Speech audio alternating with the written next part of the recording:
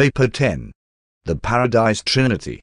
The Paradise Trinity of eternal deities facilitates the Father's escape from personality absolutism. The Trinity perfectly associates the limitless expression of God's infinite personal will with the absoluteness of deity. The eternal Son and the various sons of divine origin, together with the Conjoint Actor and his universe children, effectively provide for the Father's liberation from the limitations otherwise inherent in primacy, perfection, changelessness, eternity, universality, absoluteness, and infinity.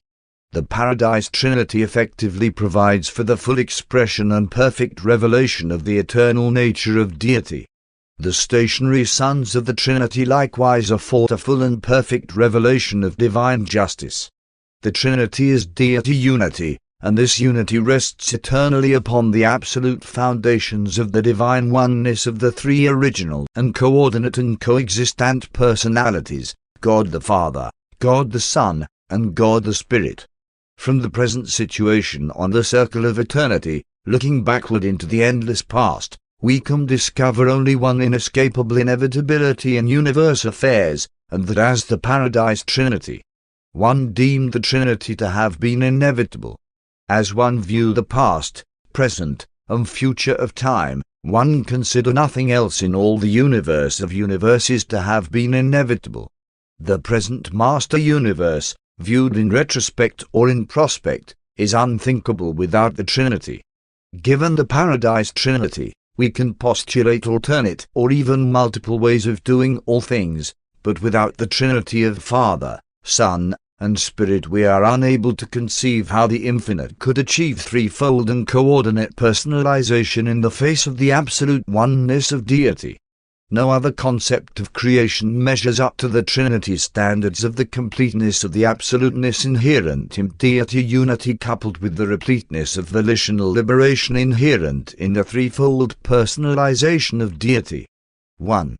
Self-distribution of the first source and center. It would seem that the Father, back in eternity, inaugurated a policy of profound self-distribution. There is inherent in the selfless, loving, and lovable nature of the universal Father something which causes him to reserve to himself the exercise of only those powers and that authority which he apparently finds it impossible to delegate or to bestow. The universal Father all along has divested himself of every part of himself that was bestowable on any other creator or creature.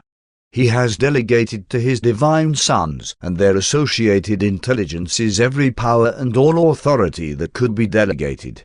He has actually transferred to his sovereign sons, in their respective universes, every prerogative of administrative authority that was transferable. In the affairs of a local universe, he has made each sovereign creator son just as perfect, competent, and authoritative as is the eternal Son in the original and central universe. He has given away, actually bestowed, with the dignity and sanctity of personality possession, all of himself and all of his attributes, everything he possibly could divest himself of, in every way, in every age, in every place, and to every person, and in every universe except that of his central indwelling. Divine personality is not self-centered. Self-distribution and sharing of personality characterize divine free will selfhood. Creatures crave association with other personal creatures. Creators are moved to share divinity with their universe children. The personality of the infinite is disclosed as the universal Father, who shares reality of being and equality of self with two coordinate personalities, the eternal Son and the Conjoint Actor. For knowledge concerning the Father's personality and divine attributes we will always be dependent on the revelations of the eternal Son, for when the conjoint act of creation was effected, when the third person of deity sprang into personality existence and executed the combined concepts of his divine parents, the Father ceased to exist as the unqualified personality. With the coming into being of the Conjoint Actor and the materialization of the central core of creation, certain eternal changes took place. God gave himself as an absolute personality to his eternal Son. Thus does the Father bestow the personality of infinity upon his only begotten Son, while they both bestow the conjoint personality of their eternal union upon the infinite spirit. For these and other reasons beyond the concept of the finite mind, it is exceedingly difficult for the human creature to comprehend God's infinite Father personality except as it is universally revealed in the eternal Son and, with the Son, is universally active in the infinite Spirit. Since the Paradise sons of God visit the evolutionary worlds and sometimes even there dwell in the likeness of mortal flesh, and since these bestowals make it possible for mortal man actually to know something of the nature and character of divine personality, therefore must the creatures of the planetary spheres look to the bestowals of these Paradise sons for reliable and trustworthy information regarding the Father, the Son, and the Spirit. 2. Deity personalization. By the technique of trinitization, the Father divests himself of that unqualified spirit personality which is the Son, but in so doing he constitutes himself the Father of this very Son, and thereby possesses himself of unlimited capacity to become the divine Father of all subsequently created, eventuated, or other personalized types of intelligent will creatures. As the absolute and unqualified personality, the Father can function only as and with the Son, but as a personal Father he continues to bestow personality upon the diverse hosts of the differing levels of intelligent will creatures, and he forever maintains personal relations of loving association with this vast family of universe children. After the Father has bestowed upon the personality of his Son the fullness of himself, and when this act of self-bestowal is complete and perfect, of the infinite power and nature which are thus existent in the Father-Son union, the eternal partners conjointly bestow those qualities and attributes which constitute still another being like themselves, and this conjoint personality, the infinite Spirit, completes the existential personalization of deity. The Son is indispensable to the fatherhood of God. The Spirit is indispensable to the fraternity of the second and third persons. 3 persons are a minimum social group, but this is least of all the many reasons for believing in the inevitability of the conjoint actor. The first source and center is the infinite Father personality, the unlimited source personality. The eternal Son is the unqualified personality absolute, that divine being who stands throughout all time and eternity as the perfect revelation of the personal nature of God. The infinite Spirit is the conjoint personality, the unique personal consequence of the everlasting Father-Son union. The personality of the first source and center is the personality of infinity minus the absolute personality of the eternal Son. The personality of the third source and center is the superadditive consequence of the union of the liberated Father personality and the absolute Son personality. The universal Father, the eternal Son, and the infinite Spirit are unique persons. None is a duplicate. Each is original. All are united. The eternal Son alone experiences the fullness of divine personality relationship, consciousness of both sonship with the Father and paternity to the Spirit, and of divine equality with both Father ancestor and Spirit associate. The Father knows the experience of having a Son who is his equal, but the Father knows no ancestral antecedents.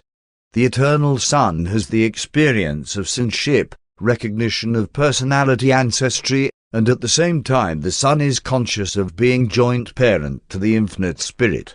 The infinite Spirit is conscious of twofold personality ancestry, but is not parental to a coordinate deity personality. With the Spirit, the existential cycle of deity personalization attains completion. The primary personalities of the third source and center are exponential and are 7 in number. 1 am of origin in the Paradise Trinity. 1 know the Trinity as unified deity. 1 also know that the Father, Son, and Spirit exist and act in their definite personal capacities. 1 positively know that they not only act personally and collectively, but that they also coordinate their performances in various groupings, so that in the end they function in 7 different singular and plural capacities. And since these 7 associations exhaust the possibilities for such divinity combination, it is inevitable that the realities of the universe shall appear in 7 variations of values, meanings, and personality. 3. The 3 persons of deity notwithstanding there is only one deity, there are 3 positive and divine personalizations of deity. Regarding the endowment of man with the divine adjusters, the Father said, "Let us make mortal man in our own image." Repeatedly throughout the URANTIA writings there occurs this reference to the acts and doings of plural deity, clearly showing recognition of the existence and working of the 3 sources and centers. We are taught that the Son and the Spirit sustain the same and equal relations to the Father in the Trinity association. In eternity and as deities they undoubtedly do, but in time and as personalities they certainly disclose relationships of a very diverse nature. Looking from paradise out on the universes, these relationships do seem to be very similar, but when viewed from the domains of space, they appear to be quite different. The divine sons are indeed the Word of God, but the children of the Spirit are truly the act of God. God speaks through the Son and, with the Son, acts through the infinite Spirit, while in all universe activities the Son and the Spirit are exquisitely fraternal, working as 2 equal brothers with admiration and love for an honored and divinely respected common Father. The Father, Son, and Spirit are certainly equal in nature, coordinate in being, but there are unmistakable differences in their universe performances, and when acting alone, each person of deity is apparently limited in absoluteness. The universal Father, prior to his self-willed divestment of the personality, powers, and attributes which constitute the Son and the Spirit, seems to have been philosophically considered an unqualified, absolute, and infinite deity. But such a theoretical first source and center without a son could not in any sense of the word be considered the universal Father. Fatherhood is not real without sonship. Furthermore, the Father, to have been absolute in a total sense, must have existed at some eternally distant moment alone. But he never had such a solitary existence. The Son and the Spirit are both co-eternal with the Father. The first source and center has always been, and will forever be, the eternal Father of the original Son and, with the Son, the eternal progenitor of the infinite Spirit. We observe that the Father has divested himself of all direct manifestations of absoluteness except absolute fatherhood and absolute volition.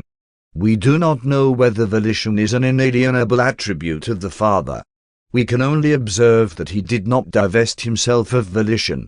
Such infinity of will must have been eternally inherent in the first source and center. In bestowing absoluteness of personality upon the eternal Son, the universal Father escapes from the fetters of personality absolutism, but in so doing he takes a step which makes it forever impossible for him to act alone as the personality absolute. And with the final personalization of coexistent deity, the conjoint actor, there ensues the critical trinitarian interdependence of the 3 divine personalities with regard to the totality of deity function in absolute. God is the Father absolute of all personalities in the universe of universes. The Father is personally absolute in liberty of action, but in the universes of time and space, made, in the making, and yet to be made, the Father is not discernibly absolute as total deity except in the Paradise Trinity. The first source and center functions outside of Havana in the phenomenal universes as follows: 1. As creator, through the creator sons, his grandsons. 2. As controller, through the gravity center of paradise. 3. As spirit, through the eternal Son. 4. As mind, through the conjoint creator. 5. As a father, he maintains parental contact with all creatures through his personality circuit. 6. As a person, he acts directly throughout creation by his exclusive fragments, in mortal man by the thought adjusters. 7. As total deity, he functions only in the Paradise Trinity. All these relinquishments and delegations of jurisdiction by the universal Father are wholly voluntary and self-imposed. The all-powerful Father purposefully assumes these limitations of universal authority. The eternal Son seems to function as one with the Father in all spiritual respects except in the bestowals of the God fragments and in other pre-personal activities. Neither is the Son closely identified with the intellectual activities of material creatures nor with the energy activities of the material universes. As Absolute, the Son functions as a person and only in the domain of the spiritual universe. The Infinite Spirit is amazingly universal and unbelievably versatile in all his operations. He performs in the spheres of mind, matter, and spirit. The Conjoint Actor represents the Father-Son association, but he also functions as himself. He is not directly concerned with physical gravity, with spiritual gravity, or with the personality circuit, but he more or less participates in all other universe activities.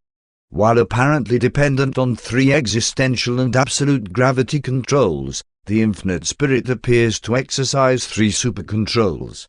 This threefold endowment is employed in many ways to transcend and seemingly to neutralize even the manifestations of primary forces and energies, right up to the superultimate borders of absoluteness. In certain situations these super-controls absolutely transcend even the primal manifestations of cosmic reality. 4. The Trinity union of deity of all absolute associations, the Paradise Trinity, the first triunity, is unique as an exclusive association of personal deity. God functions as God only in relation to God and to those who can know God, but as absolute deity only in the Paradise Trinity and in relation to universe totality. Eternal deity is perfectly unified. Nevertheless, there are three perfectly individualized persons of deity.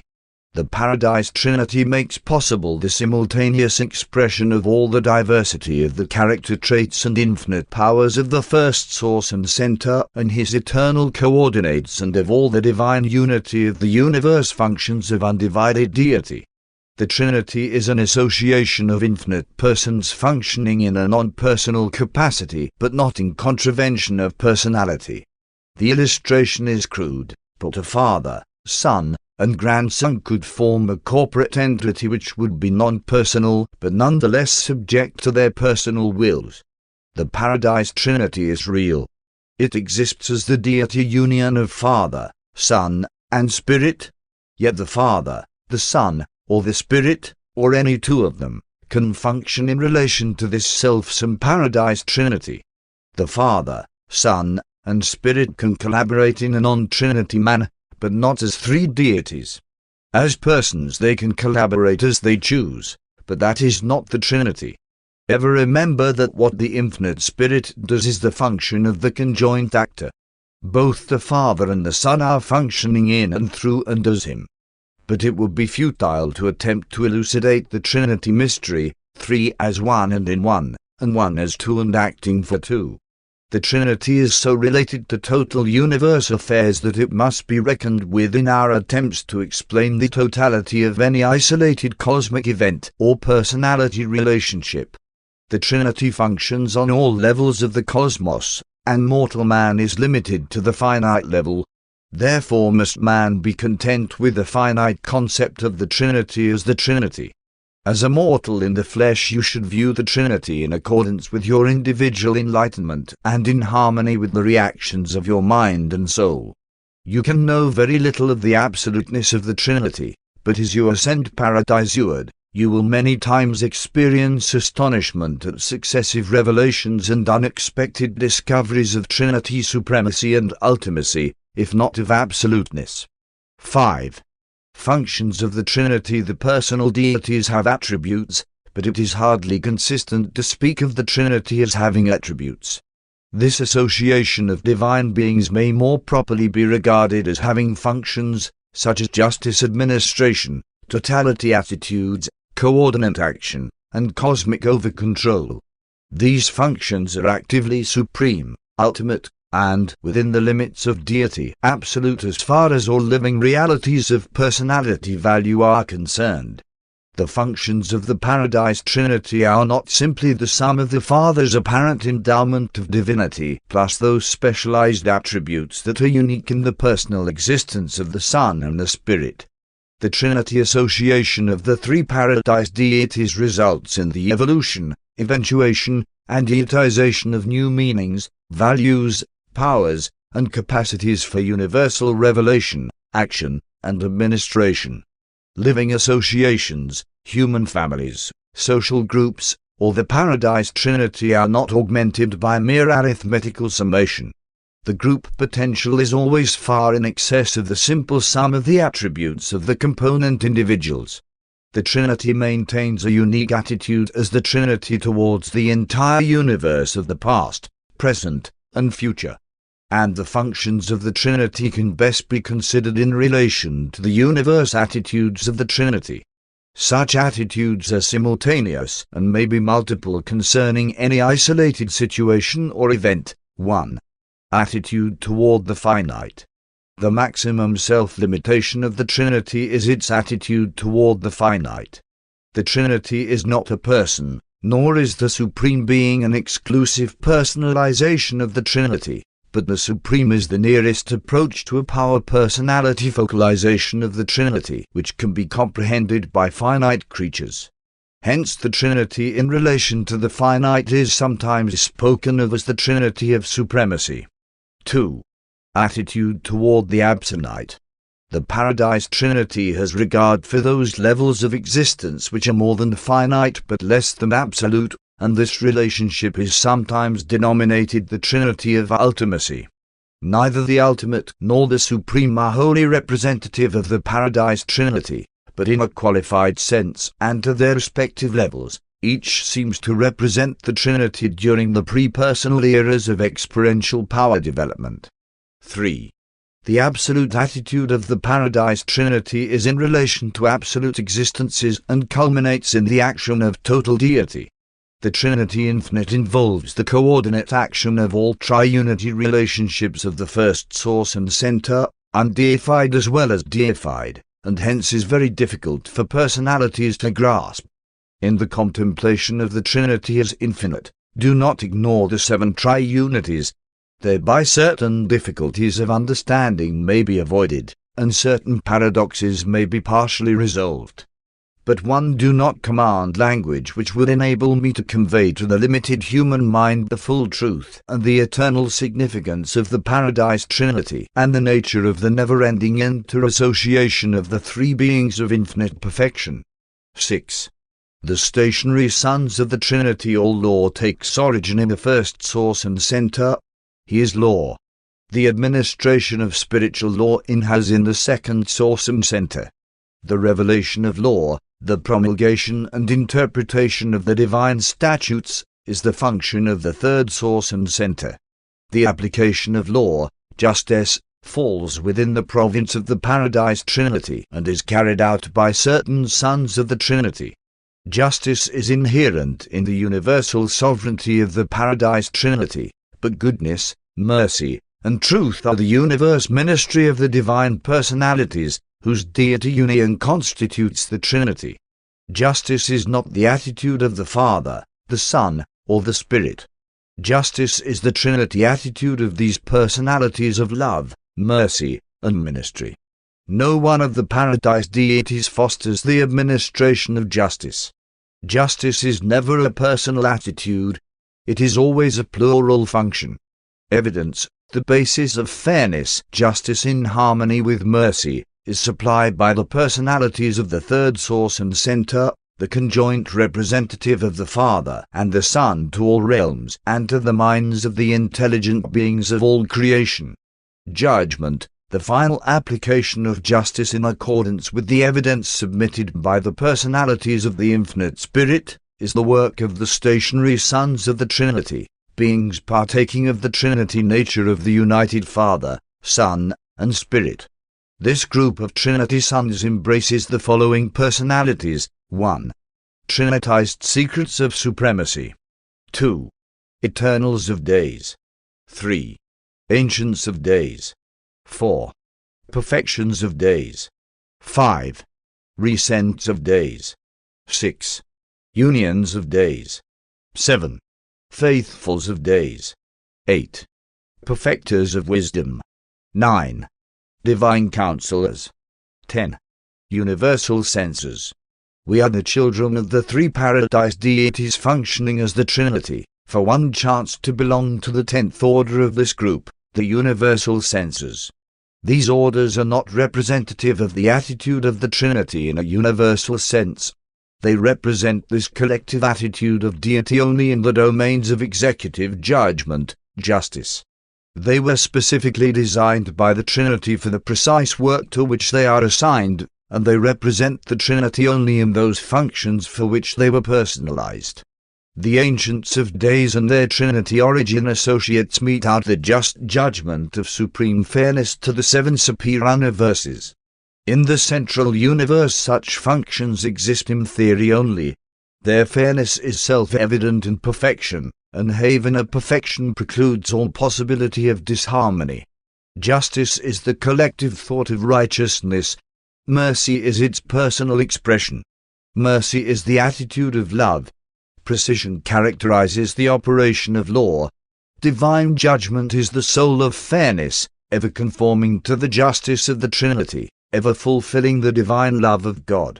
When fully perceived and completely understood, the righteous justice of the Trinity and the merciful love of the Universal Father are coincident. But man has no such full understanding of divine justice. Thus in the Trinity, as man would view it, the personalities of Father, Son, and Spirit are adjusted to coordinate ministry of love and law in the experiential universes of time. 7. The over-control of supremacy. The first, second, and third persons of deity are equal to each other, and they are one. The Lord our God is one God. There is perfection of purpose and oneness of execution in the divine Trinity of eternal deities. The Father, the Son, and the Conjoint Actor are truly and divinely one. Of a truth it is written, one am the first, and one am the last, and beside me there is no God. As things appear to the mortal on the finite level, the Paradise Trinity, like the Supreme Being, is concerned only with the total planet, total universe, total superuniverse, total grand universe. This totality attitude exists because the Trinity is the total of deity and for many other reasons. The Supreme Being is something less and something other than the Trinity functioning in the finite universes, but within certain limits, and during the present era of incomplete power personalization, this evolutionary deity does appear to reflect the attitude of the Trinity of supremacy. The Father, Son, and Spirit do not personally function with the Supreme Being, but during the present universe age they collaborate with him as the Trinity. We understand that they sustain a similar relationship to the ultimate. We often conjecture as to what will be the personal relationship between the Paradise deities and God the Supreme when he has finally evolved, but we do not really know. We do not find the over-control of supremacy to be wholly predictable. Furthermore, this unpredictability appears to be characterized by a certain developmental incompleteness, undoubtedly an earmark of the incompleteness of the Supreme and of the incompleteness of finite reaction to the Paradise Trinity. The mortal mind can immediately think of 1,001 things: catastrophic physical events, appalling accidents, horrific disasters, painful illnesses, and worldwide scourges, and ask whether such visitations are correlated in the unknown maneuvering of this probable functioning of the Supreme Being. Frankly, we do not know. We are not really sure. But we do observe that, as time passes, all these difficult and more or less mysterious situations always work out for the welfare and progress of the universes. It may be that the circumstances of existence and the inexplicable vicissitudes of living are all interwoven into a meaningful pattern of high value by the function of the Supreme and the over-control of the Trinity. As a son of God you can discern the personal attitude of love in all the acts of God the Father. But you will not always be able to understand how many of the universe acts of the Paradise Trinity redound to the good of the individual mortal on the evolutionary worlds of space. In the progress of eternity the acts of the Trinity will be revealed as altogether meaningful and considerate, but they do not always so appear to the creatures of time. 8. The Trinity beyond the finite. Many truths and facts pertaining to the Paradise Trinity can only be even partially comprehended by recognizing a function that transcends the finite. It would be inadvisable to discuss the functions of the Trinity of ultimacy, but it may be disclosed that God the Ultimate is the Trinity manifestation comprehended by the Transcendentales. We are inclined to the belief that the unification of the Master Universe is the eventuating act of the Ultimate and is probably reflective of certain, but not all, phases of the absolute over-control of the Paradise Trinity. The Ultimate is a qualified manifestation of the Trinity in relation to the Absolute only in the sense that the Supreme thus partially represents the Trinity in relation to the finite. The Universal Father, the Eternal Son, and the Infinite Spirit are, in a certain sense, the constituent personalities of total deity. Their union in the Paradise Trinity and the absolute function of the Trinity equivalent to the function of total deity. And such completion of deity transcends both the finite and the absolute. While no single person of the Paradise deities actually fills all deity potential, collectively all three do. 3 infinite persons seem to be the minimum number of beings required to activate the pre-personal and existential potential of total deity, the deity absolute. We know the Universal Father, the Eternal Son, and the Infinite Spirit as persons, but one do not personally know the deity absolute. One love and worship God the Father. One respect and honor the deity absolute. One once sojourned in a universe where a certain group of beings taught that the finaliters, in eternity, were eventually to become the children of the deity absolute. But one am unwilling to accept this solution of the mystery which enshrouds the future of the finaliters. The core of the finality embrace, among others, those mortals of time and space who have attained perfection in all that pertains to the will of God. As creatures and within the limits of creature capacity they fully and truly know God. Having thus found God as the Father of all creatures, these finaliters must sometime begin the quest for the superfinite Father. But this quest involves a grasp of the absolute nature of the ultimate attributes and character of the Paradise Father. Eternity will disclose whether such an attainment is possible, but we are convinced, even if the finaliters do grasp this ultimate of divinity, they will probably be unable to attain the superior ultimate levels of absolute deity. It may be possible that the finaliters will partially attain the deity absolute, but even if they should, still in the eternity of eternities the problem of the universal absolute will continue to intrigue, mystify, baffle, and challenge the ascending and progressing finaliters, for we perceive that the unfathomability of the cosmic relationships of the universal absolute will tend to grow in proportions as the material universes and their spiritual administration continue to expand. Only infinity can disclose the Father Infinite. Sponsored by a universal censor acting by authority from the ancients of days resident on Uversa.